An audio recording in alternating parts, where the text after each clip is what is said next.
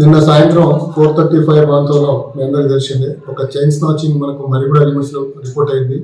ఈ మరిగూడకు సంబంధించిన సునీత అనే ఒక లేడీ వ్యవసాయ పనికి వెళ్ళి వస్తుంటే రోడ్డు మీద నిలబడినప్పుడు ఒక యువకుడు ఒక 22-25 ఇయర్స్ లోపు ఉంటుంది ఇద్దరికి.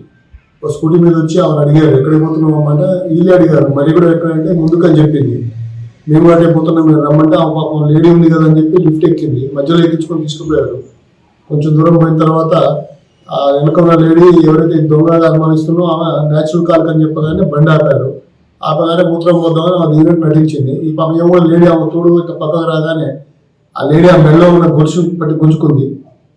పరిగెత్తిపోయి స్కూటీ మీదకి పారిపోయింది. అదే టైంలో అక్కడ ఉన్న కొంతమంది వాళ్ళని చేజ్ చేశారు. కానీ దురదృష్టవశాత్తు చేజ్ చేసిన దాంట్లో పెట్రోల్ తక్కువ అవడం వల్ల బండి ఆగిపోయింది, వాళ్ళు పారిపోయారు. అన్ని సీసీ ఫుటేజ్ అవన్నీ తీస్తున్నాం. ఆల్మోస్ట్ ఆల్ 3 టీములతో వర్క్ చేస్తున్నాం. ఖచ్చితంగా వాళ్ళని పట్టుకుంటాం.